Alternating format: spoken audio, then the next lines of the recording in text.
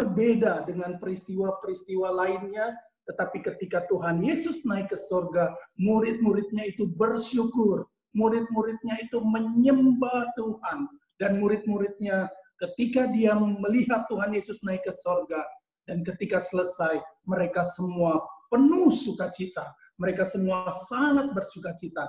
Kalau kita baca di Lukas 24 ayat 50 sampai 53 dikatakan bahwa Tuhan Yesus naik dalam posisi memberkati mereka, dan kemudian mereka terpisah, dan Tuhan Yesus naik berangkat ke sorga. Respon murid saat itu, mereka sujud menyembah Dia, dan pulang ke Yerusalem dengan sangat bersukacita, dengan sangat gembira, dengan sorak-sorai, dan kemudian mereka senantiasa berada dalam bait Allah, berada dalam rumah Tuhan, dan hidup mereka memuliakan Tuhan. Jadi ini menjadi satu perayaan yang harusnya paling membanggakan umat percaya.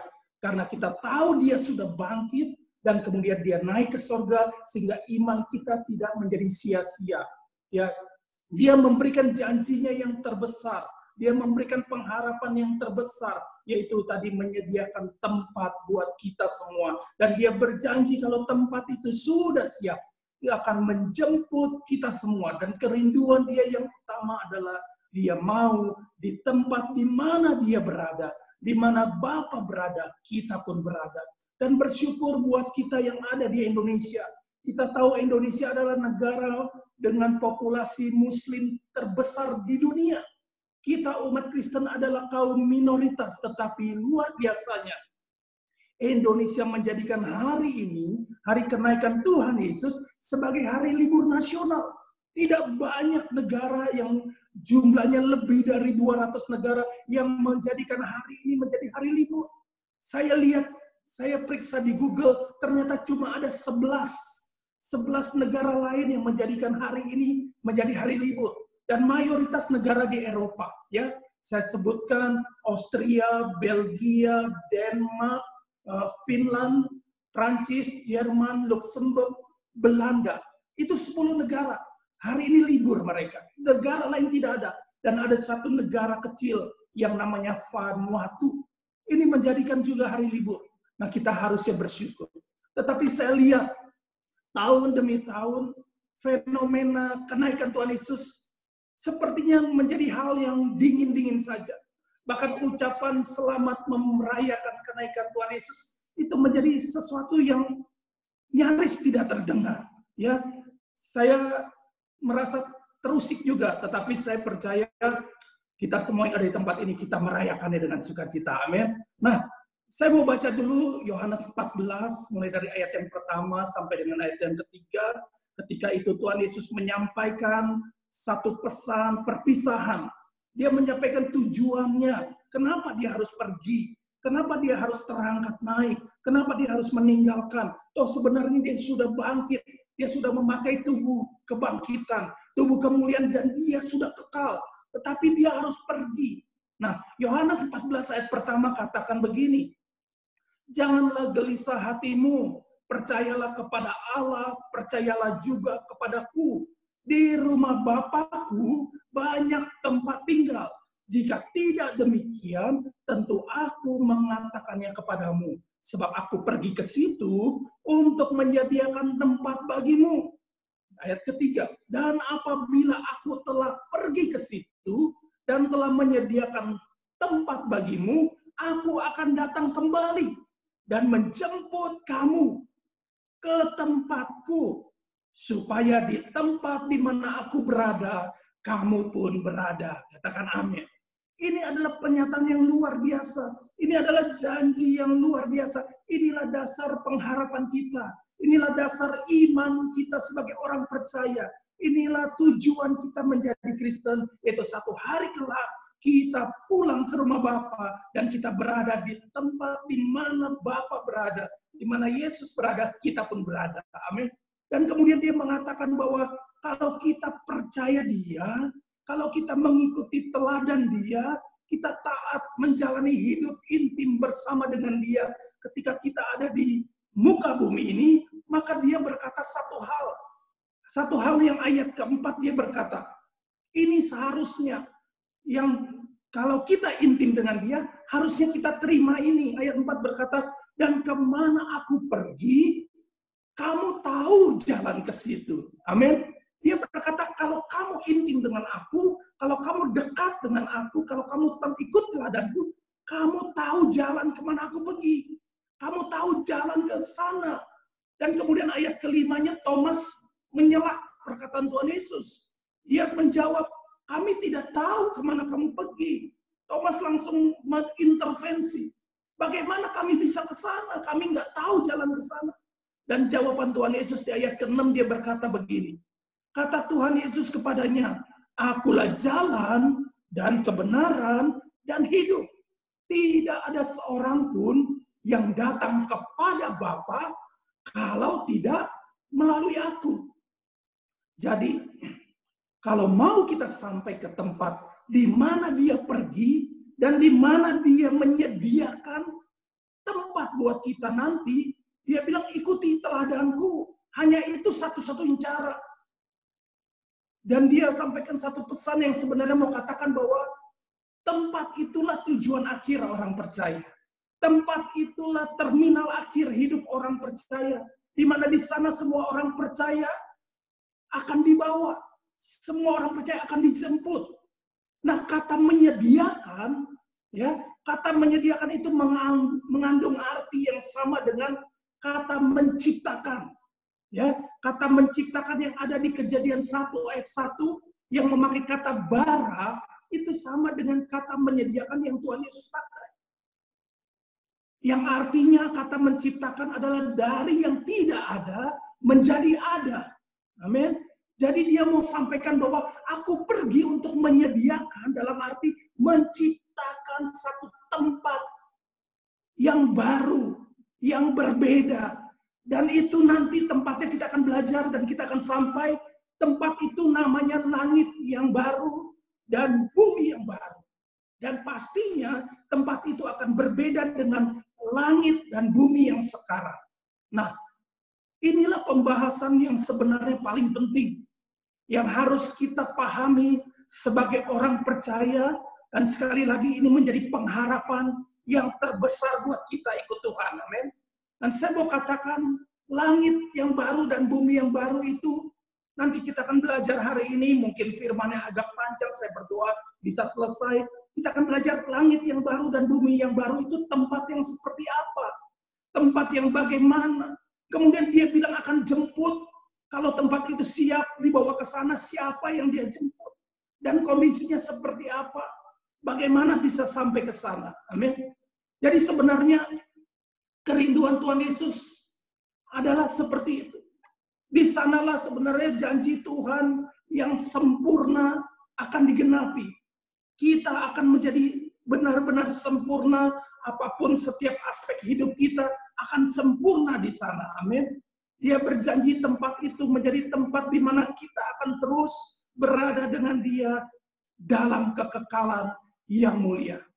Amin. Itulah kerinduan Tuhan Yesus. Nah, kita mulai ya.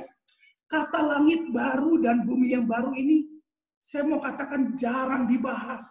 Bahkan kesannya banyak gereja yang alergi pakai kata ini, karena mereka merasa kata ini adalah kata milik dari denominasi tertentu. Dan sehingga orang nggak mau, gereja jarang sekali membahas dengan berbagai macam alasan. Mungkin karena tidak memahami dengan benar apa maksud Alkitab tentang yang namanya langit baru dan bumi baru. Sehingga mereka langsung potong aja dengan berkata itu sorga. Nah, sorga ini sorga yang seperti apa? Dan kemudian gereja lebih banyak sibuk mengajarkan tentang bagaimana hidup diberkati, bagaimana hidup nyaman di dunia ini, bagaimana hidup mengalami pemulihan, kesembuhan, dan segala macam. Sehingga esensi yang sebenarnya yang Tuhan mau kita mengerti itu tidak tercapai. Nah, masalahnya sorga yang bahasa Inggris, Alkitab bahasa Inggris pakai kata heavens, itu seringkali tidak digambarkan dengan jelas. Sehingga sorga itu seperti sesuatu yang jauh di sana, yang jauh di awang-awang. Padahal kalau kita memahami sorga, Sorga dalam arti tempat tujuan Tuhan Yesus terangkat itu, dan sorga tempat dia menyediakan tempat buat kita, maka ini tidak akan terlepas dari yang namanya langit baru dan bumi baru. Ini kita mau ke sana dan kita harus tahu tempat di sana itu seperti apa.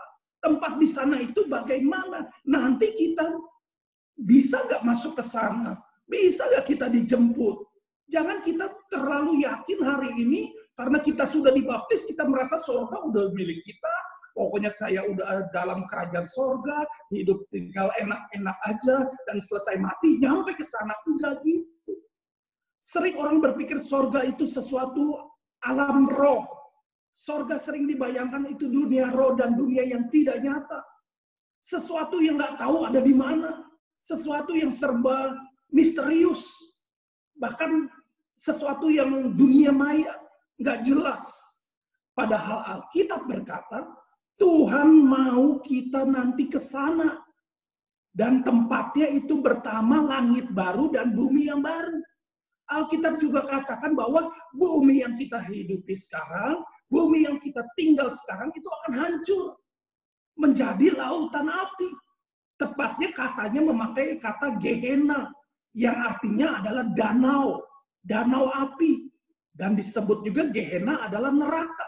Bumi ini akan jadi seperti itu. Dan di bumi tidak ada kehidupan. 2 Petrus 3 ayat 10 sampai 13. Ya, saya baca dengan cepat. 2 Petrus 3 ayat 10 sampai 13. Tetapi hari Tuhan akan tiba seperti pencuri. Pada hari itu langit akan lenyap dengan gemuruh yang dahsyat. Dan unsur-unsur dunia, bumi, akan hangus dalam nyala api. Dan bumi dan segala yang ada di atasnya, di atas bumi, akan hilang lenyap. Itu yang akan terjadi pada hari Tuhan. Pada hari kedatangan Tuhan. Jadi ayat 11. Jadi jika segala sesuatu itu akan hancur secara demikian, betapa suci dan salehnya kamu harus hidup. Yaitu kamu yang menantikan dan mempercepat kedatangan hari Allah. Ayat 12. Pada hari itu langit akan binasa dalam api. Dan unsur-unsur dunia akan hancur karena nyalanya. 2 kali dia katakan seperti itu. Ayat 13. Ini dia. Tetapi, nah setiap kali ada tetapi itu adalah pengharapan. Tetapi sesuai dengan janjinya, janji Tuhan Yesus sebelum dia naik ke surga, kita menantikan apa? Langit yang baru dan bumi yang baru di mana terdapat kebenaran. Amin. Ini Tuhan Yesus yang bilang bahwa tempat yang kita akan pergi yang dibilang surga itu adalah langit yang baru dan bumi yang baru. Dan di dalamnya hanya ada kebenaran. Jadi seharusnya sebagai orang percaya, orang Kristen, kita harus memandang dan menaruh pengharapan kita hanya kepada tempat itu, bukan yang lain. Yaitu kepada yang Tuhan janjikan. Yang harusnya kita menantikan. Yaitu namanya adalah langit yang baru dan bumi yang baru. Jadi seharusnya orang percaya adalah new heaven oriented and new earth oriented. Bukan kepada langit yang lama dalam arti, bukan kepada langit yang lama dan bumi yang lama, yang artinya yang sekarang ini kita hidup. Bukan. Karena yang kita hidup, langit dan buminya, akan hancur, akan binasa, akan jadi lautan api. Nah, kalau kita mengerti ini, kita tidak akan menaruh pengharapan atau fokus kita pada bumi ini. Supaya bumi ini makin baik, bumi ini sehat lagi, bumi ini jadi lebih indah lagi, bumi ini dipulihkan. Kita juga tidak akan menaruh pengharapan tentang COVID, bahwa COVID akan selesai. Tadi baru saya baca artikelnya, ada peneliti yang katakan COVID tidak akan selesai. Tidak akan selesai. Dan kita harus jadi hidup new normal. Orang abnormal kok dibilang jadi new normal sekarang. Nah, biarlah kita taruh pengharapan kita kepada langit baru, bumi baru. Tapi semua adalah kehendak Bapa yang jadi.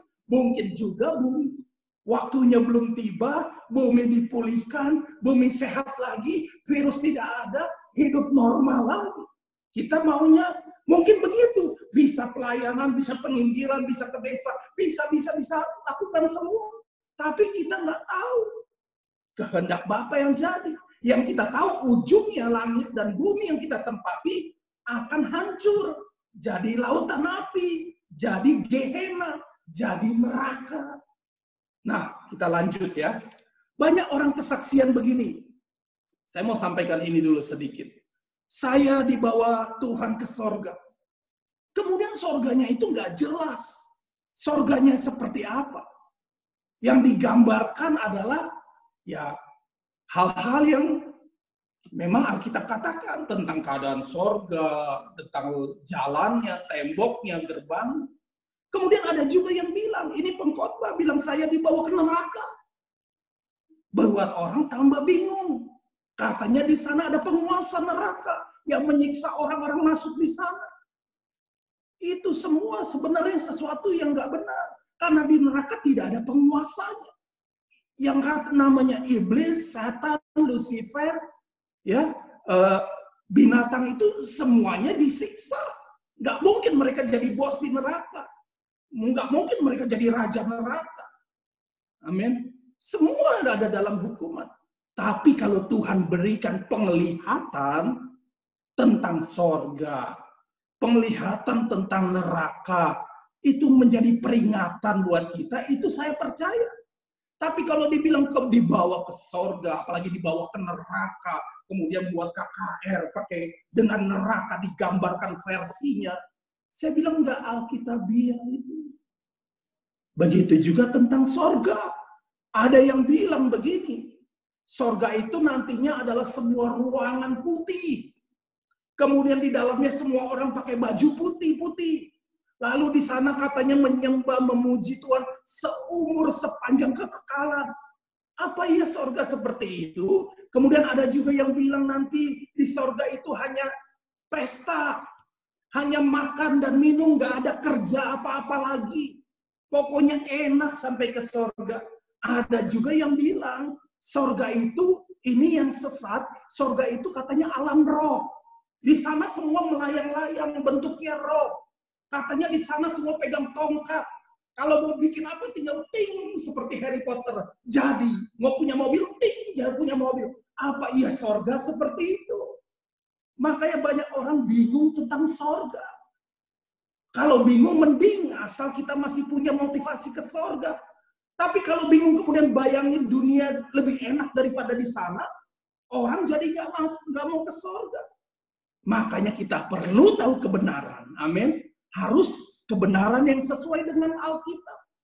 Karena Alkitablah yang menyatakan kebenaran. Amin. Nah, kita mau mulai. Saya mau mulai. Ada banyak pertanyaan. Nah, pertanyaan pertama begini. Kenapa sih perlu ada langit baru, bumi baru? Kan sudah ada langit dan bumi yang sekarang. Tadi kita udah jelaskan. Tuhan Yesus yang berkata. Langit dan bumi yang sekarang penuh dengan dosa. Ya, manusianya juga semua sudah jatuh dalam dosa. Langit dan bumi yang sekarang ujungnya akan mengalami kehancuran, kebinasan, jadi lautan api. Makanya Tuhan berkata, kamu nantikan aku, dan kamu nantikan tempat yang dimana aku akan bawa kamu, itu langit baru, bumi baru. Nah, Kejadian 1 ayat 1 katakan begini. Saya ulang ya yang tadi. Pada mulanya Allah, memakai kata Elohim. Elohim artinya jamak, ya, Allah Bapa, Allah Anak, Allah Roh Kudus, ya. Pada mulanya Allah menciptakan langit dan bumi. Nah, kata menciptakan bahasa Ibraninya adalah bara. Artinya mengadakan sesuatu yang tidak ada menjadi ada. Nah, dia ciptakan langit dan bumi. Langit itu memakai kata Ibraninya adalah samayim. Bahasa Inggris tulisnya heavens, ya, kata jamak. Nah, kata samayim itu terjemahannya luas. Kata samayim terjemahannya langit, jagat raya, ya, universe, alam semesta. Langit itu seperti itu. Bukan yang kita lihat biru-biru. Dan langit itu tidak terbatas sifatnya. Mencakup seluruh jagat raya. Dan kata langit itu di dalamnya ada termasuk jagat raya, alam semesta, rasi bintang, galaksi, planet, matahari. Itu semua bicara tentang samaim. Nah, Alkitab bahasa Inggris pakai kata heaven. Artinya sorga. L-A-I, ya, Alkitab kita pakai kata ada dua. Samaim diterjemahkan jadi dua. Dan kita jadi bingung. Nanti kita akan bahas lebih lanjut. Ada yang diterjemahkan langit, ada yang diterjemahkan sorga. Ya, di Perjanjian Baru nanti kita ketemu lagi. Katanya kata samayim ini bahasa Ibrani. Ya, Alkitab Perjanjian Lama pakai bahasa Ibrani. Kalau Perjanjian Baru pakai bahasa Yunani. Dan di sana pakai kata Uranos. Jadi Uranos dan samayim itu sama. Nah, langit dan bumi ini maksudnya adalah seluruh jagat raya yang Tuhan ciptakan, termasuk galaksi, gugus bintang, ya, rasi bintang, matahari, bulan, planet-planet, termasuk bumi sebagai salah satu planet. Dan bumi itu di galaksi itu seperti titik, bahkan seperti debu. Karena samayim atau jagat raya begitu besar. Nah, maka disebutlah oleh Alkitab langit dan bumi. Bahasa Inggris sebut heavens and earth. Itulah jagat raya. Itulah yang Tuhan ciptakan. Itulah yang Tuhan adakan, bara penciptaan. Makanya di Perjanjian Lama orang-orang Ibrani itu mereka sudah ngerti tentang perbintangan, tentang jagat raya. Mereka sudah ngerti kalau bicara kata samayim atau langit ini bukan cuma langit yang biru yang kelihatan, tapi seluruh alam semesta, seluruh jagat raya. Makanya contohnya juga Abraham ketika diajak bicara oleh Allah, Allah kasih lihat tentang samayim, bahwa keturunanmu seperti bintang di langit banyaknya. Nah, kata bintang di langit itu bukan sekedar yang kelihatan oleh mata kita. Cuma berapa kalau kita lihat bintang, kalau malam kita keluar rumah. Tapi yang dimaksud dengan bintang di langit itu seluruh jagat raya. Itu janji Tuhan kepada Abraham. Nah, di Pemazmur katakan begini, di Mazmur 19 ayat 2, Mazmur 19 ayat 2 katakan gini. Langit menceritakan kemuliaan Allah, dan cakrawala memberitakan pekerjaan tangannya. Amin. Langit menceritakan kemuliaan Allah dan cakrawala memberitakan pekerjaan tangannya. Teks aslinya kata langit di sini pakai kata samayim. Jadi samayim itu menceritakan kemuliaan Allah. Amin. Jadi artinya seluruh jagat raya yang tidak terhingga luasnya itu, itulah kemuliaan Allah. Itulah kebesaran Tuhan. Itulah pekerjaan tangannya Tuhan di Kejadian 1 ayat 1. Amin. Nah, kita sudah belajar sejak sekolah ya, ilmu bumi ya, bahwa jagat raya itu luar biasa. Dulu kita sekolah, kita disuruh bandingkan antara matahari, bulan, dan bumi. Kemudian dengan planet-planet lain. Dibanding planet lain aja, bumi itu kecil sekali seperti titik. Di seluruh jagat raya, bumi seperti titik. Kemudian matahari, bumi dibanding dengan benda-benda langit lainnya, matahari seperti titik. Dan di jagat raya, bumi sama sekali nggak kelihatan. Seperti debu. Jadi jagat raya itu besarnya tidak terhingga. Ada ilmuwan teknologi coba ukur besarnya jagat raya. Universe mereka coba ukur. Ukurannya ya 500 kali 10 pangkat 9. Nah, 500 kali 10 pangkat 9. 10 pangkat 9 itu nolnya ada berapa? Ada 10. 500 kali 10 pangkat 9 kali 1 tahun cahaya. Itu luasnya diameter, bukan luas, diameternya jagat raya. 500 kali 10 pangkat 9 kali 1 tahun cahaya. Cahaya, 1 detik cahaya, 300.000 kilometer. 1 detik cahaya 300.000 kilometer. Bayangin kalau 1 tahun cahaya. Udah nggak kehitung lagi. Itu yang namanya tidak terhingga. Kalau coba dihitung pakai kalkulator nggak bisa. Tapi ilmuwan hitung diameter jagat raya 4,6 kali 10 pangkat 20. 4,6 kali 10 pangkat 20. Nolnya ada 20. Nah itu yang namanya jagat raya. Makanya teknologi sehebat apapun tidak bisa melampaui kebesaran Allah. Tidak bisa melampaui kemuliaan Allah. Langitlah, samainlah yang menceritakan kemuliaan Allah. Amin. Nah itulah langit dan bumi yang Tuhan ciptakan. Dan Adam ditaruh di bumi. Adam dan Hawa diciptakan, ditaruh di bumi. Bukan melayang-layang. Adam dan Hawa itu manusia tubuh jasmani fisik. Nah, kemudian kita belajar begini. Manusia seperti apa yang Tuhan nanti akan jemput? Yang akan dibawa ke langit baru, bumi baru. Ya, Tuhan naik, Tuhan janji mau jemput, dan kita mau kan dijemput.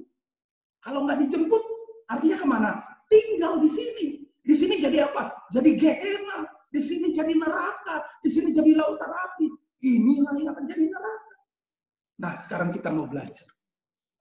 Ketika Tuhan Yesus masih ada di muka bumi, Tuhan Yesus sekali lagi katakan, aku pergi untuk menyediakan tempat bagimu, makanya aku ke sana. Dan kalau tempat itu jadi, aku akan menjemputmu. Artinya Tuhan Yesus jelas sedang katakan dia ke sana untuk menyediakan. Kata menyediakan ini artinya adalah mengadakan. Artinya juga sama dengan menciptakan, kata yang sama. Tuhan pergi ke sana menyediakan, disediakan itu bukan yang diambil dari tempat lain dikasih, tapi dia mau menciptakan satu tempat yang baru, menyediakan, mengadakan tempat yang baru. Dan tadi kita udah belajar di 2 Petrus 3, tempatnya namanya langit baru, bumi baru. Nah, Kisah Rasul 1 ayat 9 katakan begini. Kisah Rasul 1 ayat 9. Sesudah ia mengatakan demikian, Tuhan Yesus setelah bicara demikian, ya, terangkatlah ia disaksikan oleh mereka. Mereka itu nggak cuma 1-2 orang, saudara. Mereka itu murid-murid dan orang-orang yang ada di sana, ratusan orang, diperkirakan lebih dari 500 orang. Disaksikan oleh mereka dan awan menutupnya dari pandangan mereka. Tuhan Yesus naik pelan-pelan disaksikan sampai awan nutup, nggak kelihatan lagi. Inilah peristiwa yang hari ini kita peringati. Dan itu disaksikan oleh ratusan orang. Mereka menyaksikan peristiwa biasa, ya, peristiwa luar biasa yang belum pernah terjadi. Ini peristiwa belum pernah terjadi. Ada yang bilang, oh iya Pak, Elia kan terangkat. Dia terangkatnya karena dijemput kereta berapi. Tidak terangkat sendiri dalam posisi memberkati murid. Tapi dia dijemput oleh kereta berapi yang menyala-nyala. Ini peristiwa yang belum pernah terjadi. Dan Tuhan Yesus terangkat, dia nggak langsung sekelebat, enggak. Dia naik pelan-pelan untuk apa? Supaya murid melihat, supaya orang-orang menyaksikan peristiwa itu pelan-pelan sampai ketutup awan. Nah, sampai di sini kita harus sepakat dulu bahwa Tuhan Yesus yang terangkat sudah dibangkitkan itu. Tuhan Yesus yang mengenakan tubuh jasmani, tapi tubuhnya berubah. Beda dengan tubuh yang ketika dia ada di kayu salib. Dia menggunakan tubuh kebangkitan. Amin. Tubuh kemuliaan, dia kenakan tubuh itu. Nanti kita akan belajar tubuh seperti apa itu. Dan pelan-pelan Tuhan Yesus naik ke atas dan tertutup awan. Nah, dia sedang menunjukkan bahwa di sana itulah tempatnya. Nggak tahu di mana, nanti kita akan belajar. Di mana itu? Di sana. Dia naik kemana?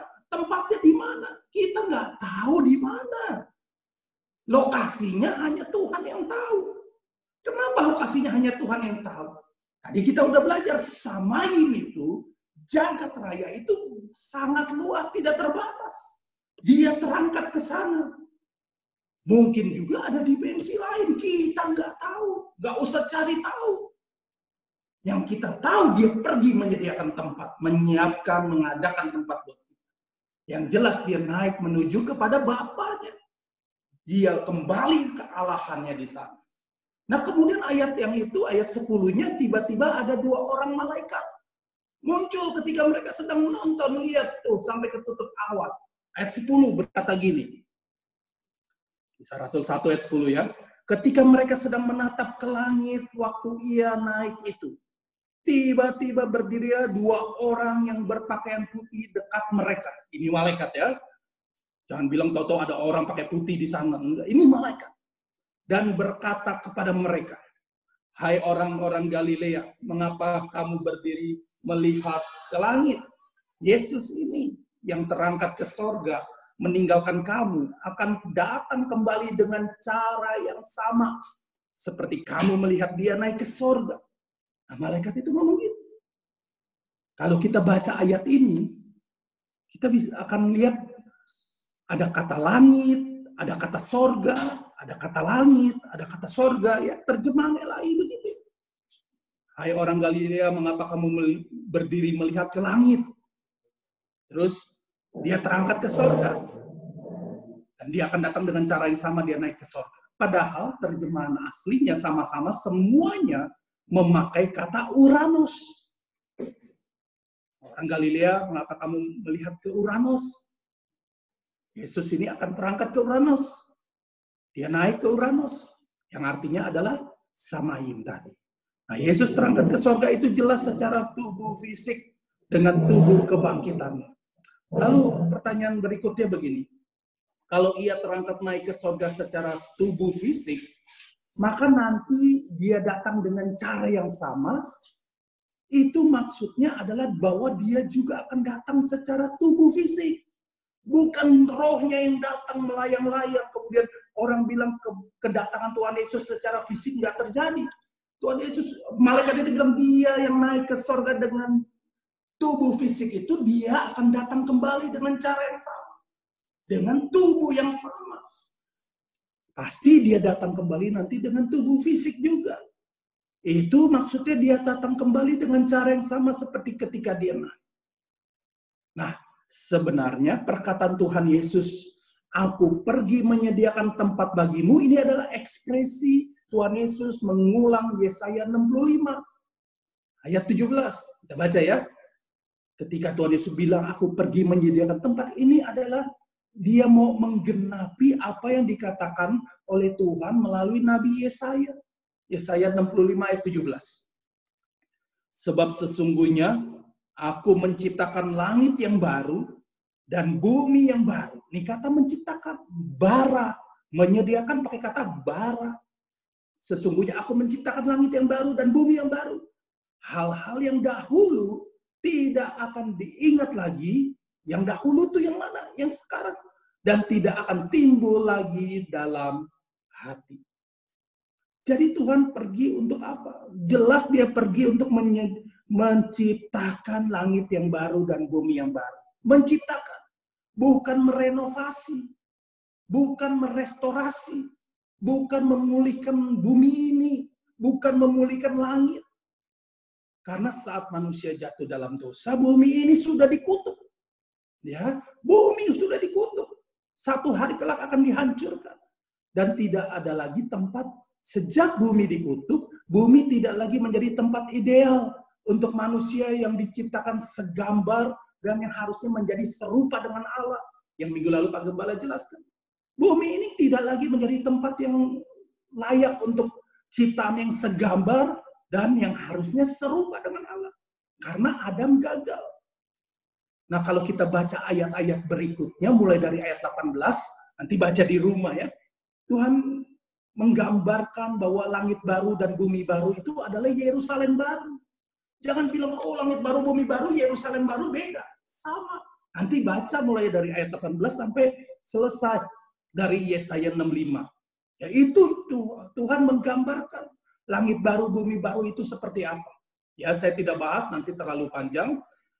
Nah, saya lanjut. Langit yang baru dan bumi yang baru itu Tuhan ciptakan di mana? Kalau Tuhan pergi ke atas kita nggak tahu di mana, tuh langit yang baru dan bumi yang baru diciptakan di mana kita juga nggak tahu. Ya, kita sekarang nggak tahu. Tapi yang jelas kita sudah tahu bukan di bumi ini. Amin. Karena bumi ini akan hancur jadi lautan api. Karena kalau diciptakan di bumi ini, karena kalau di bumi ini artinya Tuhan tidak menciptakan yang baru. Tapi Tuhan merenovasi. Lagi pula Alkitab katakan bahwa bumi ini sudah jelas akan jadi lautan api. Dia pergi ke satu tempat yang karena keterbatasan kita sebagai manusia, kita nggak tahu ada di mana. Tapi yang pasti Samaim di Jagat Raya. Makanya dikatakan tidak ada jalan atau tidak ada satupun orang yang bisa sampai ke rumah Bapa kalau tidak melalui aku. Karena nggak tahu. Tapi kalau kamu intim dengan dia, dengan aku, kamu akan tahu. Amin. Tahu dalam arti percaya. Tahu dalam arti iman. Makanya dikatakan tidak ada jalan. Atau tidak ada seorang pun yang bisa sampai ke rumah Bapa atau sampai ke surga kalau tidak melalui aku. Karena hanya Tuhan Yesus yang tahu, makanya dia berkata, akulah jalannya, akulah kebenaran, akulah hidup. Makanya buat sampai ke sana nggak bisa. Saudara mau buat baik sebaik-baik apapun nggak bisa, kecuali Tuhan jemput. Amin. Untuk bisa sampai ke sana caranya cuma dijemput Tuhan. Karena hanya melalui aku. Inilah kebenaran yang kita harus percaya.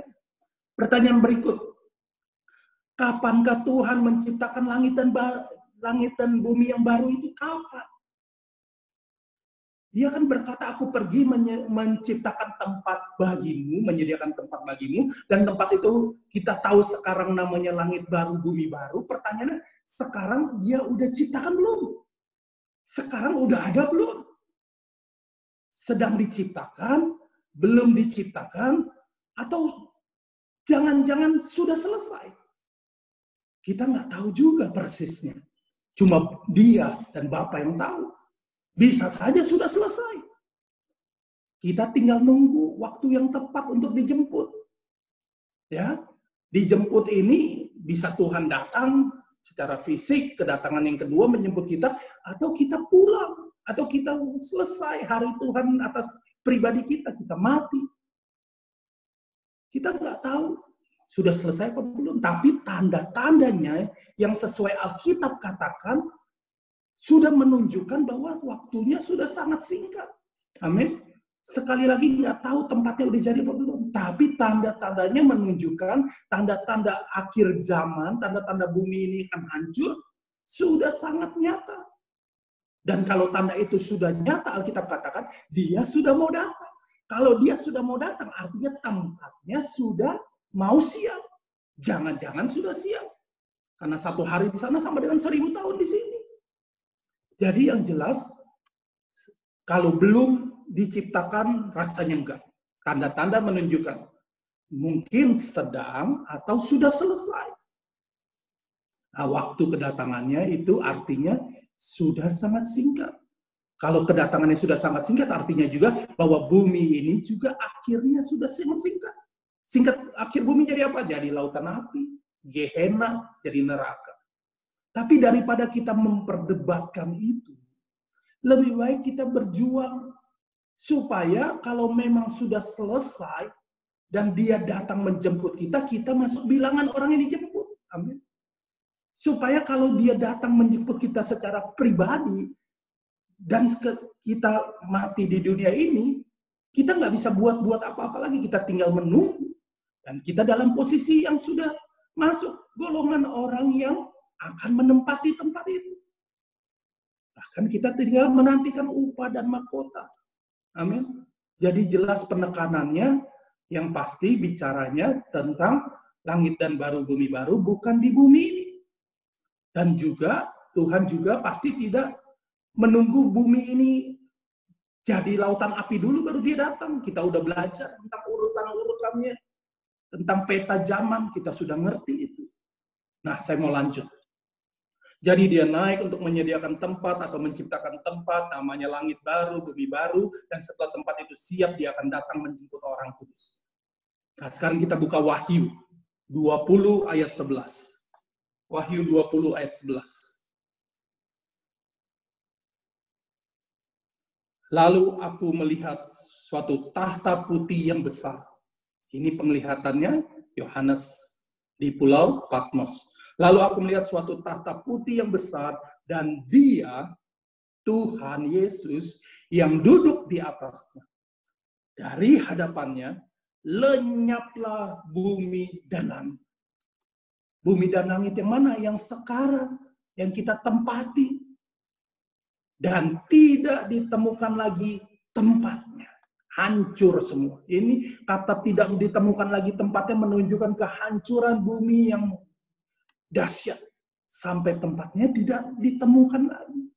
Jadi yang kelihatan cuma tinggal lautan api. Atau disebut dengan tepatnya danau api, Gehenna dan neraka. Jadi bumi ini yang akan jadi neraka, saudara. Saudara mau tetap tinggal di sini. Tempat orang-orang yang akan tertinggal, akan mengalami kehinaan kekal, siksaan kekal, nantinya justru di sini. Iblis, Lucifer, Antikris, dan pengikutnya semua akan disiksa di sini. Kita baca ayat 12-15 ya. Saya mau baca dengan cepat, ini mestinya baca di rumah saja. Ini gambaran yang akan terjadi. Tapi saya baca dengan cepat ayat 12. Dan aku melihat orang-orang mati, besar dan kecil, berdiri di depan tahta itu. Lalu dibuka sebuah kitab, dan dibuka juga sebuah kitab lain, yaitu kitab kehidupan. Dan orang-orang mati dihakimi menurut perbuatan mereka, berdasarkan apa yang ada tertulis di dalam kitab-kitab itu.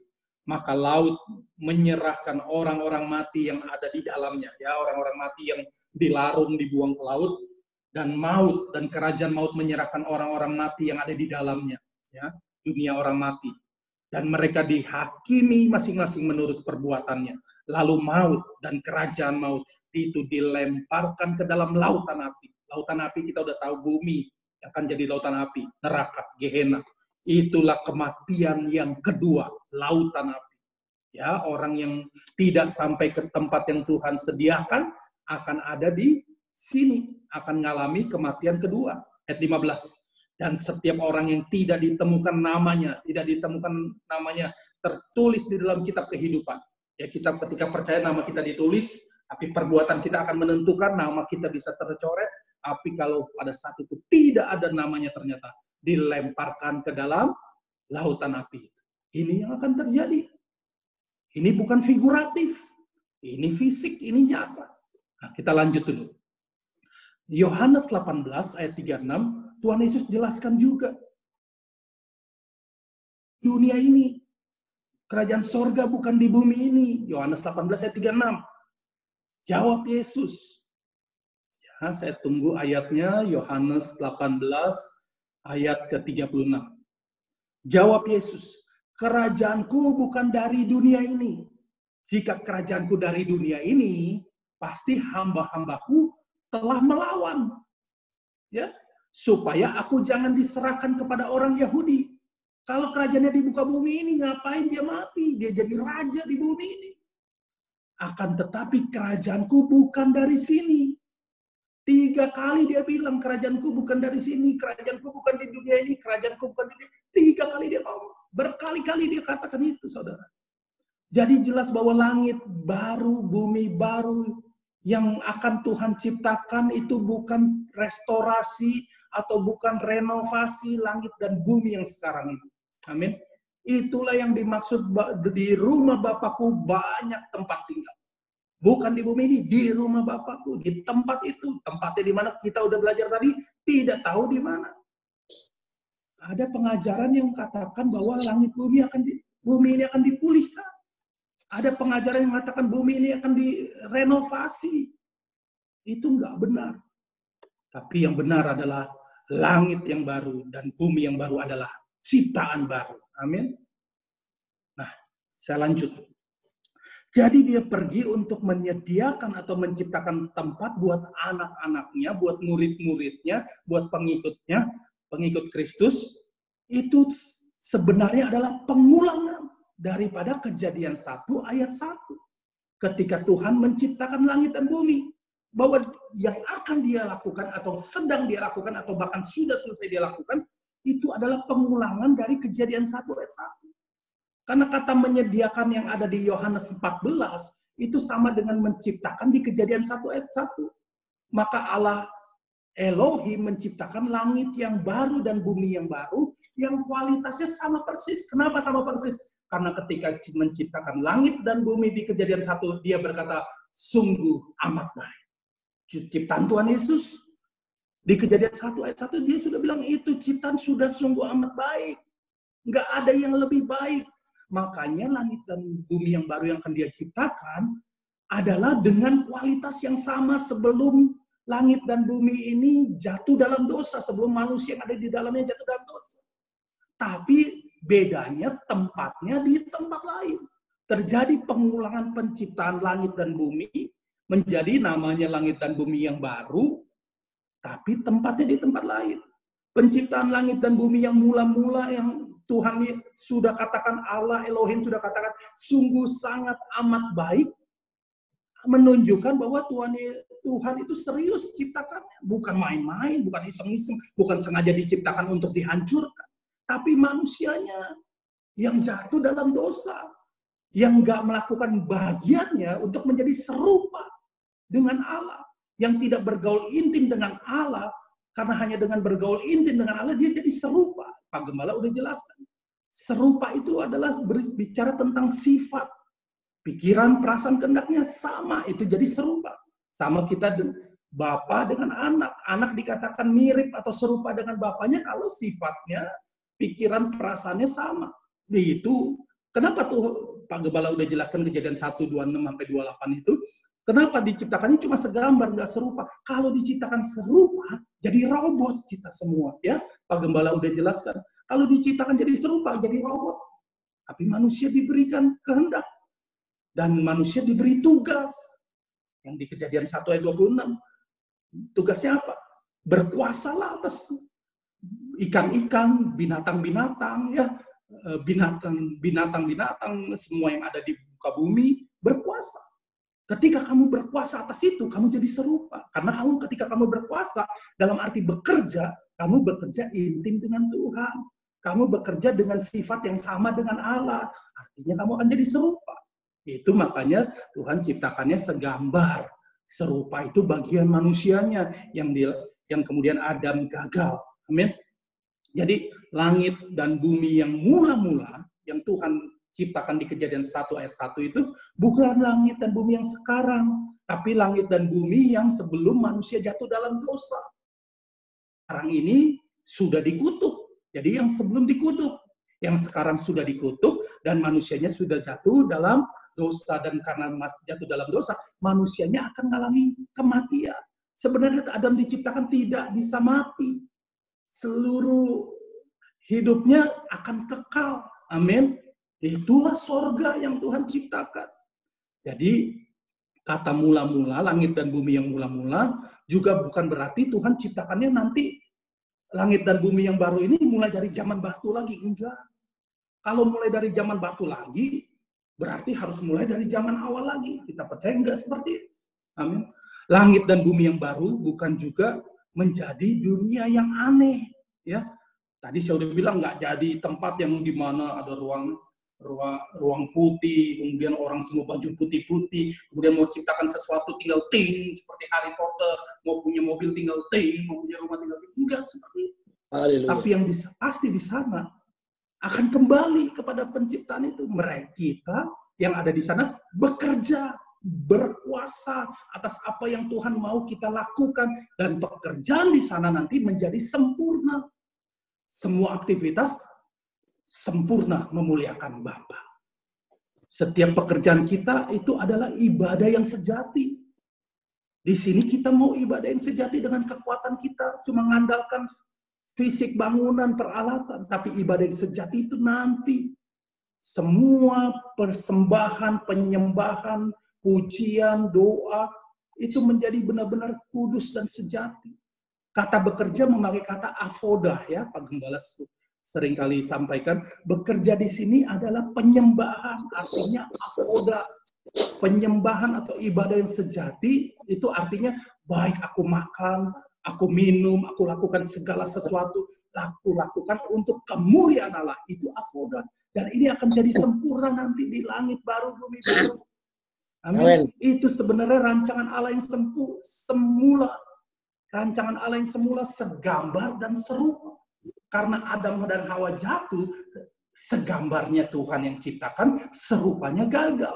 Makanya kemudian Tuhan akan pilih orang yang akan dijemput, dipastikan di sana semua serupa dengan Allah. Amin. Makanya rancangan Allah yang tadi, Kejadian 1 ayat 26, 28, Kejadian 1 ayat 26, 27, Pak Gembala sudah jelaskan, itu. Dan nanti di langit baru, bumi baru, tidak akan gagal. Karena tidak akan diseleksi yang nyampe ke sana. Karena akan disaring yang bisa nyampe ke sana. Sampai sana udah nggak bisa gagal. Di bumi gagal. Karena Adam dan Hawa itu. Karena ada iblis yang mempengaruhi. Karena ada iblis yang mengintimidasi. Ada iblis yang menipu. Di sana iblisnya sudah nggak ada lagi. Amin. Di sana iblisnya sudah tertinggal di Gehenna, di bumi ini yang jadi lautan api. Nah, kita masuk pertanyaan berikutnya. Mudah-mudahan selesai ya. Cukup panjang, tapi saya berharap kita semua menangkap ini dengan baik. Pertanyaan berikut, dengan tubuh apa kita ke sana? Dengan tubuh apa kita ke langit baru dan bumi yang baru? Dengan tubuh fisik atau roh? Ini yang kita perlu ngerti dengan benar. Karena sekarang masih banyak orang Kristen, ya, dan sekarang ada pengajaran yang sesat dan menyesatkan, di mana mereka mengatakan bahwa kebangkitan itu adalah roh. Kebangkitan manusia nanti roh. Jadi itu nggak ada lagi yang namanya kebangkitan tubuh. Nggak ada lagi yang namanya langit baru, bumi baru, itu semua roh. Roh pokoknya semua. Jadi katanya tubuh kebangkitan adalah roh. Semuanya hanya alam. Nah, ini sangat salah, ini sesat. Karena penjelasan mudahnya begini. Kalau tubuh kebangkitan itu adalah roh, maka nggak perlu yang namanya kebangkitan. Karena pada saat manusia mati, rohnya nggak mati. Rohnya keluar, nggak mati. Kalau roh, ya nggak perlu dibangkitkan. Roh nggak mati. Kok bisa jadi kebangkitannya roh? Yang mati adalah tubuh dan jiwa. Amin. Nah, kita buka 1 Korintus 15 ayat 20. 1 Korintus 15 ayat 20. Jadi ceritanya di zaman itu ada perdebatan tentang kebangkitan. Orang Saduki nggak percaya adanya kebangkitan tubuh, kebangkitan daging. Sedangkan orang Farisi percaya. Orang Saduki ini ditentang keras oleh Paulus. Karena pemahaman mereka salah dan menyesatkan. Dan pemahaman seperti orang Saduki ini sampai sekarang masih ada. Kita buka ayatnya 1 Korintus 15 ayat 20. Tetapi yang benar ialah bahwa Kristus telah dibangkitkan dari antara orang mati sebagai yang sulung dari orang-orang yang telah meninggal. Kristus itu menjadi yang sulung, menjadi yang pertama yang dibangkitkan. Dan artinya kalau yang sulung berarti nanti ada yang akan mengikuti orang-orang meninggal lainnya, yaitu saudara dan saya. Kita termasuk, kita berdoa bahwa kita juga dibangkitkan dari antara orang mati. 1 Korintus 6 ayat 14. Kita buka dulu beberapa ayat. 1 Korintus 6 ayat 14. Saya tunggu ayatnya. 1 Korintus 6 ayat 14. Allah yang membangkitkan Tuhan. Nah, di sini sering bingung. Allah yang membangkitkan Tuhan. Artinya begini. Allah ini Allah Elohim yang membangkitkan Tuhan Yesus maksudnya ya. Ketika Tuhan Yesus secara tubuh jasmaninya mati. Jadi Allah yang membangkitkan Tuhan Yesus akan membangkitkan kita juga oleh kuasa Elohim. Katakan amin. Jadi kuasa yang sama yang membangkitkan Tuhan Yesus ketika dia menjadi manusia dan mati akan membangkitkan kita juga. Nah, kita buka dulu Roma 8 ayat 11. supaya lebih jelas. Roma 8 ayat 11. Dan jika roh dia, roh Allah, ya, roh dia ini roh Allah, yang telah membangkitkan Yesus, di sini nggak ditulis Tuhan, ya, maksudnya membangkitkan manusia Yesus yang mati dari antara orang mati, diam di dalam kamu. Roh itu harus diam dalam kamu dulu. Roh apa itu? Roh Allah, Roh Kudus. Kalau dia nggak diam dalam kamu, udahlah nggak usah dilanjutin ayat ini.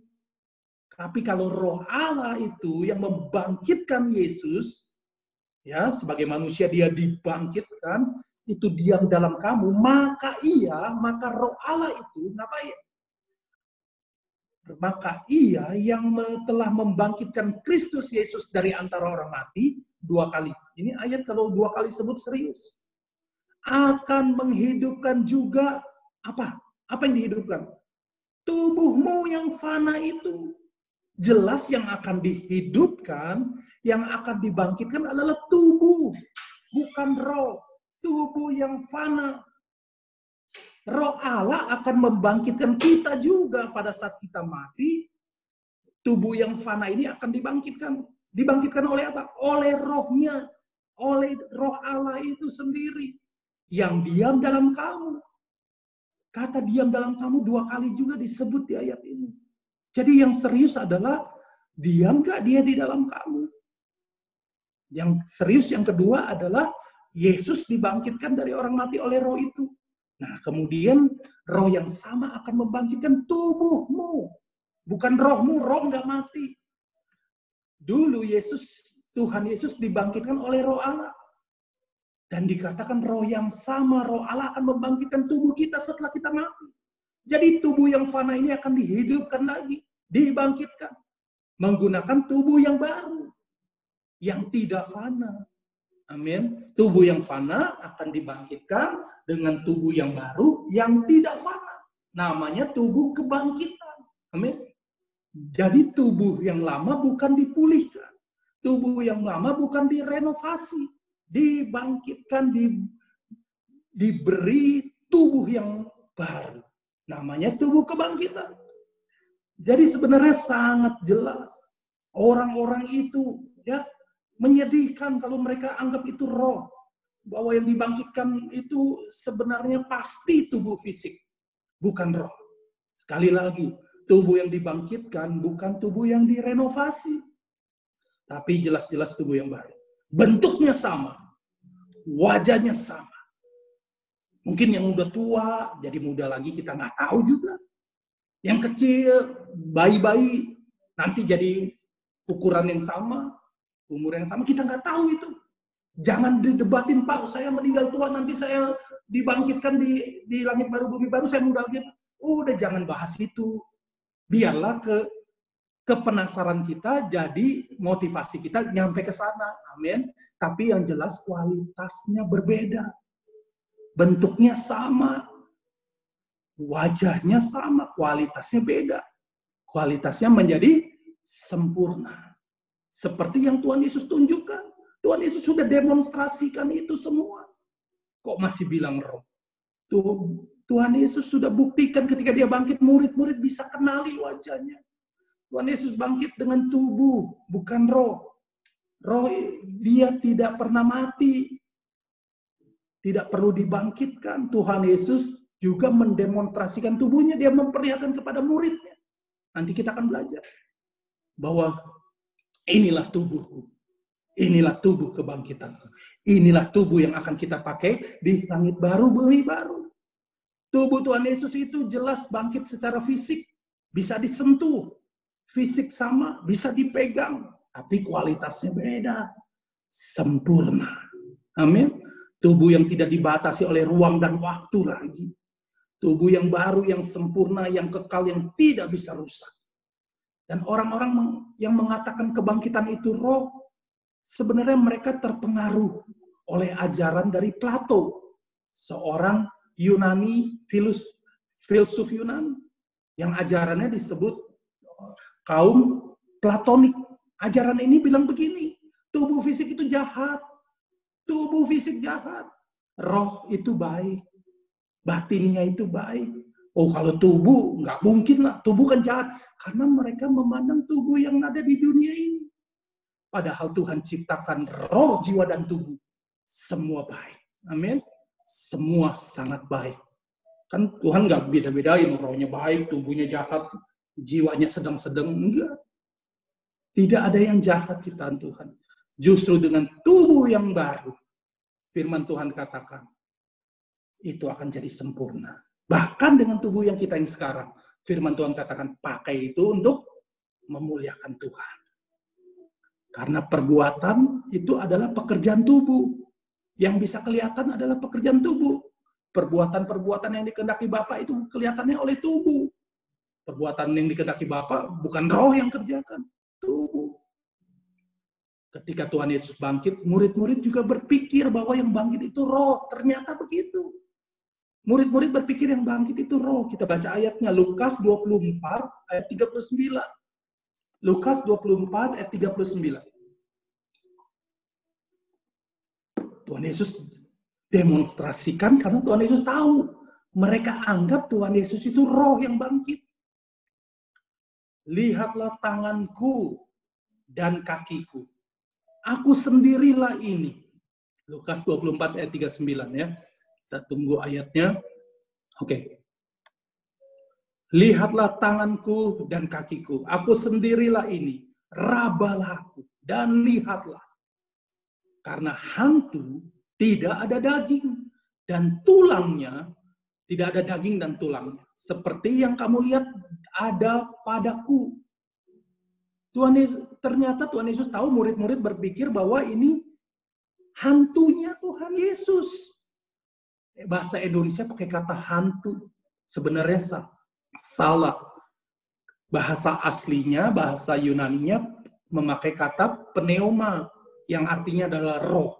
Tuhan Yesus bilang, aku ini bukan roh. Aku ini bisa dilihat. Aku ini bisa diraba. Kalau roh, yang pakai bahasa Indonesia pakai kata hantu, tidak ada daging. Tidak ada tulang. Tapi aku ada.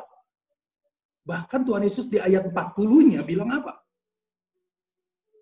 Sambil berkata demikian, ia memperlihatkan tangan dan kakinya kepada mereka. Tuhan Yesus kasih bukti. Coba pegang penerangan, coba pegang kaki. Tuhan Yesus jelaskan itu. Bahkan di ayat 41-nya, Tuhan Yesus tanya, adakah padamu makanan di sini? Jadi tubuh itu, tubuh kebangkitan bisa makan. Kalau tubuh kebangkitan bisa makan, masa nanti kita di sorga nggak makan? Tuhan Yesus bilang, adakah makanan di sini? 42. Lalu mereka memberikan kepadanya sepotong ikan goreng. Tuhan Yesus makan. Ayat 43, ia mengambilnya dan memakannya di depan mata mereka. Ini kan demonstrasi tubuh kemuliaan. Ini kan demonstrasi tubuh kebangkitan. Tuhan Yesus sudah buktikan bahwa tubuhnya itu tubuh fisik, bukan roh. Ada tulang, ada daging, bisa makan, bisa diraba. Namanya aja tubuh. Tubuh kebangkitan. Lalu Thomas ragu, karena Thomas di pertemuan pertama nggak hadir. Thomas bilang nggak mungkin. Tuhan Yesus datang secara pribadi kepada dia, terus suruh Thomas cucukkan jarinya ke tangan dia yang berlobang. Thomas nangis dan minta ampun. Dan percaya bahwa yang bangkit adalah tubuh. Amin. Kita buka Lukas 22 ayat 18. Ada yang ngomong gini. Ini perkataan Tuhan Yesus. Lukas 22 ayat 18. Sebab aku berkata kepadamu, mulai dari sekarang ini, aku tidak akan minum lagi hasil pokok anggur. Dia bilang, mulai saat ini aku nggak minum lagi hasil dari pokok anggur. Sampai kerajaan Allah telah datang. Artinya aku nggak akan minum lagi, tapi nanti sampai kerajaan Allah telah datang, sampai sudah di kerajaan Allah, aku akan minum lagi. Artinya di sana minum. Makan, minum, ya. Tapi kalau yang percaya di sana nggak makan dan minum, terus tubuhnya perutnya kosong, nggak ada lambung, nggak ada usus, apa iya begitu? Tapi kalau percaya tubuhnya sempurna, ada isinya, terus nggak makan, nggak minum, ya sudahlah, kita nggak usah bahas itu. Biarlah nanti kita akan buktikan, karena nggak penting ya didebatkan itu. Dia cuma bilang, mulai hari ini aku tidak akan minum lagi dari pokok anggur, sampai nanti di kerajaan sorga aku akan minum lagi. Bahkan dia berkata, ayat berkata, engkau akan sehidangan dengan aku di kerajaan sorga. Sehidangan ngapain? Makan dan minum. Amin. Tapi kalau orang nggak percaya, lalu bilang nanti di sorga makan minumnya figuratif, di sorga makan minumnya itu roh, ya ngaco, ya enggak begitu. Karena sorga itu nyata. Amin. So, heaven is so real. Amin. Jadi tubuh kebangkitan yang kita akan punya itu sama atau mirip lah, sama dengan tubuh kebangkitan Tuhan Yesus. Karena roh yang membangkitkan juga sama. Jadi kalau Tuhan Yesus alami kebangkitan tubuh fisik, maka kita juga akan mengalami kebangkitan tubuh fisik. Kalau Tuhan Yesus pergi ke rumah Bapa ke surga itu dengan tubuh fisik, kita akan tinggal di sana juga dengan tubuh fisik. Ya, soal di sana yang lain-lain tadi yang saya udah bilang, yang nggak perlu kita debatkan, nggak usah kita debatkan. Soal apakah nanti di langit baru dan bumi baru kita akan jadi muda lagi seperti yang tadi bilang, kita nggak usah bahas. Tapi yang pasti orang kenal, ya terutama orang-orang yang dekat intim dengan kita. Tapi yang pasti yang meninggal sakit di sana pasti sehat, karena tidak ada penyakit lagi di sana. Ya, jangankan penyakit virus pun tidak ada lagi. Mau bebas virus corona nanti di sana. Amin. Jadi kita imani aja. Yang jelas di sana tidak ada kawin-mengawin. Tidak ada, saya mau tegaskan. Karena tidak ada kematian. Oh, kalau ada kawin-mengawin, ya makin lama makin penuh dong orang. Nggak ada yang mati kok, yang akhir jalan terus. Tidak ada kawin-mengawin. Bahkan di sana tidak ada air mata. Bahkan bukan sakit, air mata pun tidak ada. Nanti baca yang tadi ayatnya Lukas, yang Yesaya tadi. Yang jelas di sana juga makanannya bukan binatang-binatang, bukan daging-daging. Tapi di sana, karena di sana tidak ada lagi pembunuhan, ya, yang doyan babi seperti saya, ayam, di sana nggak ada. Kita nggak potong-potongan lagi, nggak ada pembunuhan.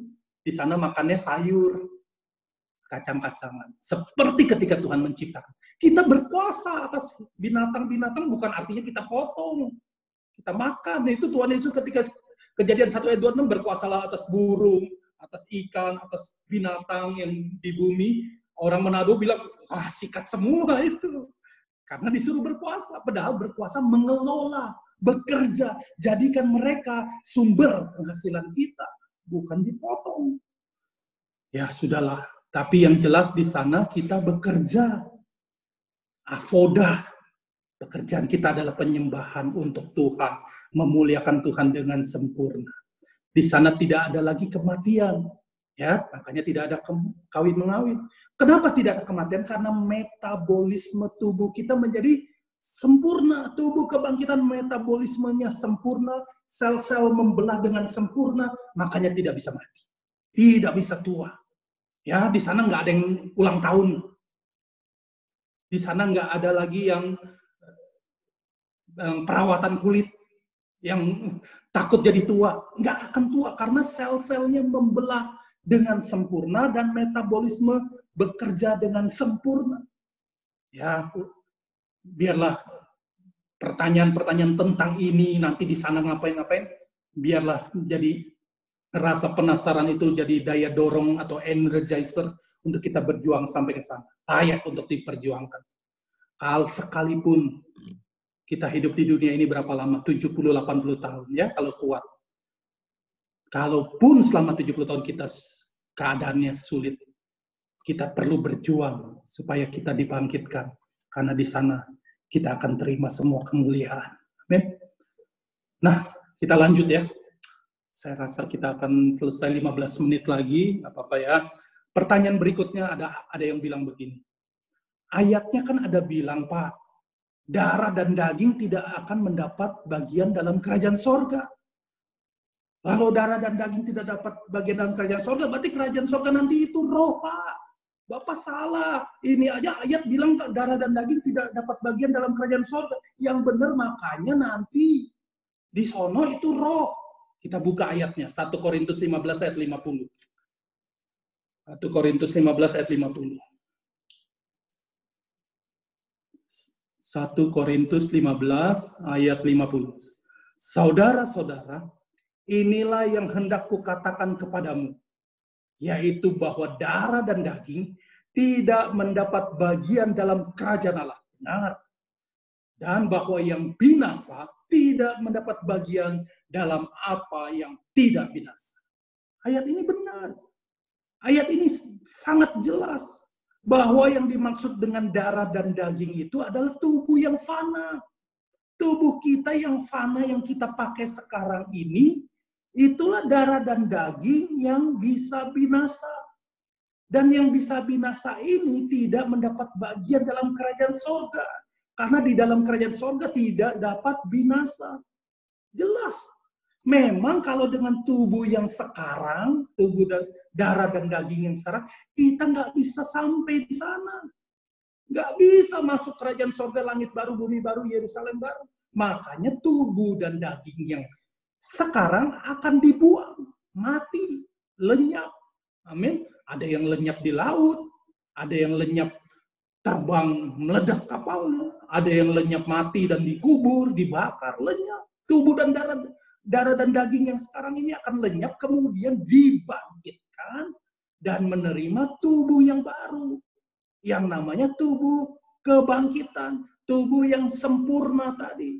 Tubuh dengan kualitas yang sempurna yang tidak lagi menjadi tubuh yang fana. Nah, dengan tubuh inilah kita sampai ke sana. Dan tubuh yang tidak fana ini tidak bisa binasa.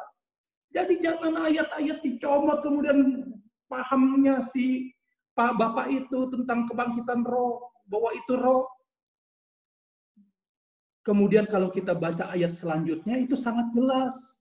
Ayat 51 ya, saya baca dengan cepat 51 sampai 55. Nanti baca lagi di rumah pelan-pelan. Ayat 51-nya. Sesungguhnya aku menyatakan kepadamu suatu rahasia. Kita tidak akan mati semuanya, tetapi kita akan diubah. Artinya akan ada yang nggak sampai Tuhan datang nggak mati. Artinya diubah ini rapture, ya. Ayat 52 dalam sekejap mata, sekejap mata. Pada waktu bunyi nafiri yang terakhir, sebab nafiri akan berbunyi dan orang-orang mati akan dibangkitkan dalam keadaan yang tidak dapat binasa. Dibangkitkan jadi tidak bisa binasa lagi, yang tidak fana lagi, tubuh kemuliaan. Dan kita semua akan diubah. Amin. Karena yang dapat binasa itu harus mengenakan yang tidak dapat binasa. Ya, tubuhnya diganti, dibuang, pakai tubuh yang baru yang tidak dapat binasa. Dan yang dapat mati ini harus mengenakan yang tidak dapat mati. Ayat 54. Dan sesudah yang dapat binasa ini, ya, tubuh sekarang ini mengenakan yang tidak dapat binasa, tubuh kebangkitan, dan yang dapat mati tubuh ini, darah dan daging ini mengenakan yang tidak dapat mati, tubuh dan kebangkitan, maka akan genaplah firman Tuhan yang tertulis, maut telah ditelan dalam kemenangan. Disinilah kemenangan orang percaya. Jangan bilang udah disalib, Tuhan Yesus sudah menang, semua sudah beres di atas kayu salib. Itu Tuhan Yesus menang. Tapi kita harus menang di sini. Amin. Kalau kita nggak menang, kita nggak sampai ke sana. Di sinilah baru kita akan bilang, maut telah ditelan dalam kemenangan aku pribadi ini. Ayat 55. Hai maut, di manakah kemenangan? Hai maut, di manakah sengatmu? Ini kita yang ngomong. Tuhan Yesus sudah ngomong untuk dia menjadi yang sulung, menjadi yang pertama, yang dibangkitkan. Maut tidak lagi bisa menyengat dia. Maut masih bisa menyengat kita. Tapi kita harus menang seperti Tuhan Yesus menang. Makanya kita hidup, kita yang ada di dalam Kristus, wajib hidup sama seperti Yesus hidup. Supaya kita juga menang. Supaya kita bisa ngomong ke maut, maut di manakah sengatmu? Kalau enggak, kita enggak menang, saudara. Keselamatan sudah Pak Gembala sudah berkali-kali itu memberi peluang supaya kita menang. Belum menang. Roh kita menang karena kita jadi orang percaya. Roh kita sekarang beda. Roh Allah Kalau belum percaya, rohnya roh manusia. Tapi tetap roh manusia ada. Roh Allah dan roh manusia tarik-tarikan. Amin. Lalu ada lagi yang bilang gini, Pak, ada lagi ayat yang berkata, kerajaan sorga bukan soal makanan dan minuman. Kok Bapak bilang tadi di sorga kita makan minum? Ini lagi-lagi nggak ngerti ayat, comot ayat. Padahal ayat itu, Roma 14 ayat 17 itu sedang bilang bahwa hal kerajaan sorga, hal langit baru, bumi baru itu, kita kalau mau ke sana, jangan mikir soal makan minum. Jangan mikir itu, tapi pikirlah, fokuslah pada kebenaran, damai sejahtera, sukacita oleh Roh Kudus. Kalau mau sampai ke sana mikirinnya makan dan minum, ya nggak akan sampai. Makanya dibilang di sana bukan soal makan dan minum, tapi soal kebenaran, damai sejahtera, dan sukacita oleh Roh Kudus. Roma 14 ayat 17. Dan di Lukas 22 ayat 30, Tuhan Yesus jelaskan. Lukas 22 ayat 30, kamu akan makan dan minum semeja dengan aku di dalam kerajaanku, jelas. Lukas 22 ayat 30. Kamu akan makan dan minum semeja dengan aku di dalam kerajaanku. Di mana? Langit baru, bumi baru, Yerusalem baru, kerajaan sorga. Dan kamu akan duduk di atas tahta. Bukan cuma makan dan minum. Kamu akan duduk di atas tahta. Ngapain? Untuk memerintah dan untuk menghakimi ke-12 suku Israel. Itu posisi yang Tuhan janjikan buat kita. Tapi kalau perbuatan kita nggak ada, ketika diuji oleh api, semua terbakar habis, kita nggak layak memerintah, kita selamat. Tapi seperti keluar dari perapian, gosong selamatnya. Tapi kita mau lewat pekerjaan, perbuatan baik kita di muka bumi, yang melakukan kehendak Bapa, ketika api itu menguji, kita tahan uji, dan terima upah dan mahkota, dan bisa duduk di tahta. Kalau saya mau duduk di tahta, memerintah bersama Tuhan atas dan menghakimi ke-12 suku Israel. Jelas ya? Jadi pengharapan kita jelas adalah pada langit baru, bumi baru. Dan makanya Tuhan Yesus ajarkan ketika dia mengajar doa Bapa kami, jadilah di bumi seperti di sana. Makanya kita harus tahu di sana itu bagaimana. Ada avodah, ada intimacy, ada pujian penyembahan. Makanya di bumi seperti di sorga. Kalau kita di bumi nggak lakukan seperti yang Tuhan ajarkan seperti di sana, ya nggak akan sampai. Makanya ada yang mengajaran yang bilang tatanan kerajaan sorga harus dilakukan mulai dari hidup di dunia ini. Amin. Jadi kita berjuang untuk bisa sampai ke sana. Firman Tuhan katakan kamu harus sempurna. Sama seperti Bapa sempurna. Kalau harus, ini perjuangan. Dan sempurna di sini yang nanti kita sampai ke sana itu harus sempurna. Sempurna di sini bukan jadi orang aneh, jalan yang ngambang, melayang-layang. Tapi sempurna ini artinya adalah menjadi dewasa rohani. Dewasa dalam iman. Berjuang mematikan kedagingan. Berjuang untuk berkenan kepada Bapa. Itu sempurna. Mencintai, menghormati, mentaati Bapa di atas semua kepentingan kita, rela dengan hati nurani yang murni, fokus kepada kerajaan sorga, itu yang namanya sempurna. Amin. Jadi memang darah dan daging yang fana tidak bisa masuk, harus ditukar dengan tubuh kebangkitan. Nah kemudian yang terakhir, ya dekat-dekat yang terakhir, ada juga yang mempermasalahkan ayat ini, 1 Korintus 15 ayat 44. Ya. Ini penting untuk kita ngerti. Ini dipermasalahkan. 1 Korintus 15 ayat 44. Ini kan rohani. Ini kita baca dulu pelan-pelan. Yang ditaburkan adalah tubuh alamiah. Tubuh alamiah, tubuh jasmani, tubuh fisik kita. Ditaburkan, artinya mati. Dan yang dibangkitkan adalah tubuh rohania. Jika ada tubuh alamiah, maka ada pula tubuh rohania. Terus orang-orang itu bilang, tuh Pak, ini kan roh. Kalau gitu tubuh kebangkitan itu bukan kebangkitan tubuh, ini rohani, kebangkitan rohani. Padahal ayat itu jelas bukan bilang roh, tapi bilang tubuh. Tubuh yang rohania. Mereka pikir kalau rohania itu nggak ada fisiknya. Karena gara-gara ada kata roh, mereka anggap tidak ada fisik. Alkitab bahasa Inggris katakan gini, ya, King James Version-nya. Tubuh alamiah disebut natural body. Tubuh alamiah, natural body. Tubuh rohania disebut spiritual body. Ya, body itu tubuh, kata bendanya, tubuhnya. Natural atau spiritual itu kata sifat. Ya, natural body tubuh yang sifatnya jasmani. Spiritual body itu tubuh, tapi sifatnya rohani, sifatnya spiritual, sifatnya sorgawi.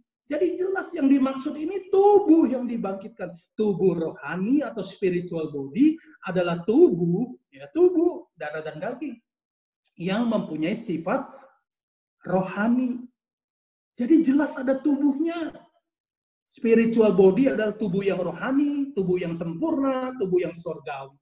Lagi pula kalau roh nggak pakai kata tubuh, ya roh aja. Amin. Nah, dengan cepat kita lanjut. Bahkan pengakuan iman rasuli, kita semua orang-orang percaya kan harus setuju. Karena ini adalah kesepakatan dari bapak-bapak gereja. Pengakuan iman rasuli yang bagian terakhir bilang gini, aku percaya kepada Roh Kudus, gereja yang kudus dan persekutuan orang kudus, pengampunan dosa, kebangkitan daging. Jelas kebangkitannya daging. Kalau bilang kebangkitan itu roh, mereka nggak percaya pengakuan iman rasuli. Mereka bukan Kristen. Sesat itu. Ya, untung gembala Tuhan pakai. Kalau enggak, gawat kita dipengaruhi oleh ajaran seperti itu. Jadi kalau kita mengerti ini, kita harus yakin bahwa tubuh kebangkitan adalah tubuh fisik. Maka kita juga percaya bahwa langit baru, bumi baru juga adalah tempat yang fisik. Sorga itu nyata, sorga itu real. Kalau tempat itu adalah tempat roh, maka nggak dibilang langit baru, bumi baru, tapi dibilang alam roh. Jadi langit baru dan bumi baru adalah tempat fisik. Seperti langit dan bumi yang Tuhan ciptakan mula-mula yang sekarang kita tempati, tapi sekarang ini yang sudah jatuh dalam dosa. Manusianya sudah jatuh dalam dosa. Nah, yang Tuhan akan ciptakan, tadi saya sudah katakan, akan diciptakan kualitasnya sama dengan langit dan bumi yang mula-mula. Karena Tuhan berkata langit dan bumi yang mula-mula sungguh amat baik. Jadi kualitasnya sama. Tapi tempatnya beda. Dan manusianya, dulu cipta Adam dan Hawa. Mereka gagal karena mereka tidak berhasil menjadi serupa dengan Allah, cuma segambar dengan Allah. Tapi kita sekarang ini menentukan sampai ke sana harus serupa dengan Allah. Sampai di sana udah serupa, nggak seperti Adam, nggak ada lagi iblis yang mau mengintimidasi. Amin. Nah, sebagai penutup, ya kita buka kembali Kisah 1 ayat 11. Kisah 1 ayat 11 sebagai penutup. Dan berkata kepada mereka, ini tadi yang dua orang malaikat itu, berkata kepada mereka, hai orang-orang Galilea, mengapa kamu berdiri melihat ke langit? Nah, kita sekarang sudah ngerti, langit ini, Uranos atau Samaim, adalah jagat raya alam semesta. Kemudian ayatnya berkata, Yesus ini yang terangkat ke sorga. Kita juga sudah mengerti, kata sorga memakai kata Uranos, Samaim, ya, jagat raya alam semesta. Meninggalkan kamu akan kembali dengan cara yang sama seperti kamu melihat dia naik ke sorga. Ini juga pakai kata Uranos, Samaim, jagat raya. Jadi Tuhan Yesus akan datang lagi dengan tubuh fisik. Dengan tubuh kebangkitan yang sama ketika dia dibangkitkan. Dan kita juga akan mengenakan tubuh yang sama. Yang masih hidup, tadi kita udah baca ayatnya, akan diangkat, mengalami rapture, dan seketika tubuhnya akan diubahkan. Tubuh yang lama akan dibuang, diganti dengan tubuh kebangkitan juga. Atau disebut tubuh kemuliaan, 1 Korintus 15 ayat 52 tadi. Dan semua pada akhirnya akan masuk langit baru, bumi baru. Nah, terakhir, saya mau kesimpulan. Jadi sebenarnya ada 4 tahap. Ya, 4 tahap. Tahap yang pertama, pada mulanya Allah menciptakan langit dan bumi. Kejadian 1 ayat 1.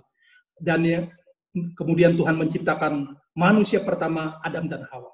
Rancangannya adalah manusia sempurna, tidak bisa mati, hidup kekal. Itu langit dan bumi yang awal, dan itu fisik semua. Lalu tahap yang kedua, ketika manusia Adam dan Hawa jatuh dalam dosa, bumi dikutuk, ya. Dan manusia karena dosa akan mengalami yang namanya kematian. Tahap kedua, ini adalah langit dan bumi yang sekarang, yang kita tempatin. Ini juga fisik. Yang Adam, kejadian 1 fisik, Adam jatuh dalam dosa, sampai sekarang kita masih tempatin bumi ini juga fisik. Yang ketiga, tahap yang ketiga, ini penting. Ketika manusianya mati secara fisik, manusia yang mati itu kemudian dipisah dua. Terpisah dua. Orang benar yang mati, orang kudus, orang hidup benar, pengikut Tuhan yang melakukan kehendak Bapa, orang benar yang mati mereka ini setelah mati ada di alam roh, bukan fisik. Alam roh yang namanya disebut Firdaus, atau ada yang menyebut di pangkuan Bapak Abraham. Sedangkan orang yang jahat di luar Kristus atau orang percaya yang murtad, mereka juga ada setelah mati ada di alam roh. Namanya Hades atau dunia orang mati. Nah, keduanya Firdaus, Hades, ini alam roh. Di sini alam roh. Ada yang bilang Firdaus itu sorga antara. Ada yang bilang Hades adalah neraka antara. Ya. Nah, tahap yang keempat. Ini, ketika Tuhan Yesus datang untuk kedua kali, semua orang yang benar yang mati, yang ada di alam roh Firdaus tadi, itu dibangkitkan. Baru mengenakan tubuh kebangkitan. Nah, sedangkan orang yang masih hidup, ketika Tuhan Yesus datang, itu yang tadi mengalami rapture, pengangkatan. Sekejap tubuhnya juga digantikan dengan tubuh kemuliaan. Atau sama disebut tubuh kebangkitan. Nah, semuanya mereka akan menghadap tahta pengadilan Kristus. 2 Korintus 5 ayat 10. Untuk apa? Tujuannya untuk terima upah dan mahkota yang akan dihakimi menurut perbuatannya. Lalu, ya kita udah belajar tentang peta zaman, ujungnya adalah sampai ke langit baru, bumi baru, mengalami kemuliaan kekal, tinggal bersama dengan Bapa di rumah yang Tuhan siapkan, tinggal di langit baru dan bumi baru. Di langit dan bumi baru ini fisik lagi. Jadi fisik pada saat Adam dan Hawa, fisik pada saat Adam dan Hawa jatuh dalam dosa, kita hidup sekarang, roh pada saat kita mati, ketika kita dibangkitkan, fisik lagi. Ya. Nah, sedangkan orang yang mati di luar Tuhan tadi yang ada di Hades, mereka juga dibangkitkan. Ya. Untuk kemudian mereka menghadap yang namanya pengadilan tahta putih yang besar. Di sana mereka akan dihakimi menurut perbuatannya. Ada yang bilang, ada yang lolos. Nggak percaya Tuhan, mereka belum pernah mendengar tentang Tuhan, ada yang lolos. Tapi saya bilang, kita nggak bahas saat ini, karena mereka memang akan dihakimi menurut perbuatannya. Nah, yang ditemukan dosanya, yang murtad juga, yang namanya tidak masuk dalam kitab kehidupan, tadi sudah kita bahas, kita sudah baca, dilemparkan ke lautan api, atau Gehenna, atau neraka. Ya, neraka itu bumi ini yang dihapuskan. Amin. Nah, itu yang namanya kematian kedua. Mereka akan mengalami hinaan kekal, kematian kekal. Jadi, di sana, di Gehenna pun tubuh fisik. Nggak bisa mati juga. Tapi nggak bisa matinya selama-lamanya disiksa. Selama-lamanya terima hukuman. Bersama dengan iblis, setan, Lucifer, antikris. Jadi Lucifer antikris itu bukan jadi penguasa neraka. Yang hukum orang-orang berdosa bukan si Lucifer setan. Oh, yang enak amat dia jadi raja neraka.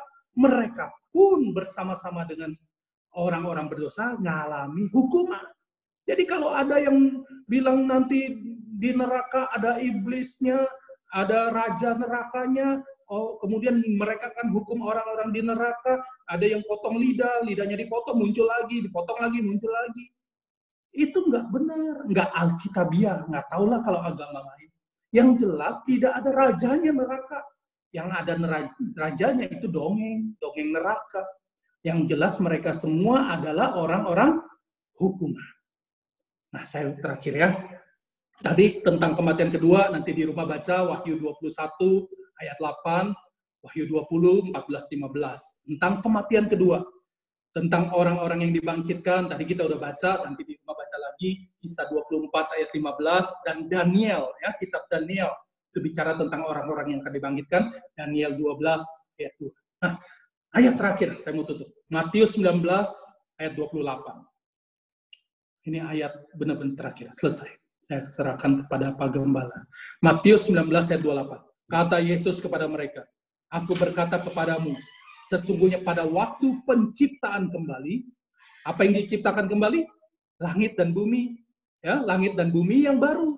Pada waktu penciptaan langit yang baru dan bumi yang baru, ya, apabila anak manusia bersemayam di tahta kemuliaannya, siapa? Tuhan Yesus dipermuliakan, dia bersemayam di tahtanya, di tahta apa? Tahta pengadilan Kristus, tahta kemuliaannya.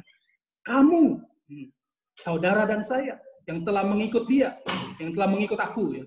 Kamu yang telah mengikut aku, saudara dan saya, akan duduk juga di atas 12 tahta untuk menghakimi ke-12 suku Israel. Jelas posisi kita, saudara.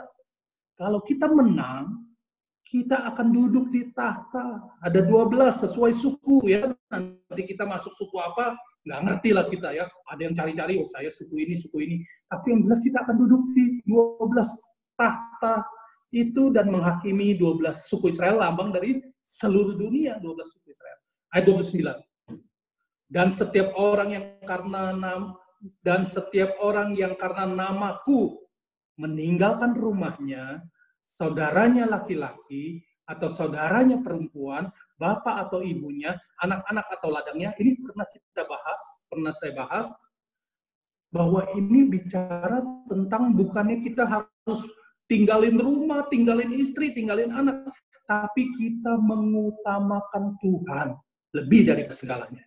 Kita menghormati Tuhan, mengasihi Tuhan, mencintai Tuhan. Kita ginosko sama Tuhan lebih daripada segalanya, sekalipun orang yang terdekat. Nah, akan apa? Akan menerima kembali 100 kali lipat. 100 kali lipat ini menerimanya di mana? Ayat ini dipakai, kamu nabur dapat 100 kali lipat. Tuhan nggak sedang berjanji 100 kali lipat ini berkat di bumi. Sekalipun bisa dia berkati.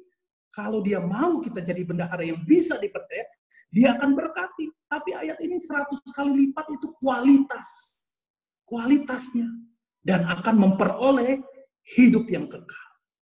Amin. Ini yang Tuhan janjikan. Tapi ayatnya diakhiri dengan peringatan yang serius, ayat 30. Ini ayat yang paling serius. Tetapi banyak orang yang terdahulu, orang yang udah ikut Tuhan lama, orang yang udah merasa, oh saya sekolah di sini, saya belajar ini, saya ngerti ini, ngertinya banyak, udah ikut lama, udah pelayanan lama, akan menjadi yang terakhir. Dan yang terakhir akan menjadi yang terdahulu. Jadi yang seperti perumpamaan pekerja yang masuk jam 5 itu bisa jadi kualitasnya mereka berhasil. Jadi yang terdahulu, tapi kita yang sudah lama harus jangan sampai jadi yang terakhir. Amin. Ini firman yang Tuhan taruh untuk di hari kenaikan Tuhan Yesus. Intinya adalah gunakan sisa waktu yang singkat. Yang firman Tuhan katakan ini adalah kasih karunia untuk kita benar-benar gunakan supaya kita jadi pemenang. Dan supaya kita bisa berkata, hai maut, di manakah sengatmu? Itu pribadi kita harus berani bisa sampai ngomong itu. Seperti Paulus berkata, aku telah mengakhiri pertandingan dengan baik, aku telah mencapai garis akhir, aku telah memelihara iman, aku yakin dari hari itu aku akan terima upah dan mahkota.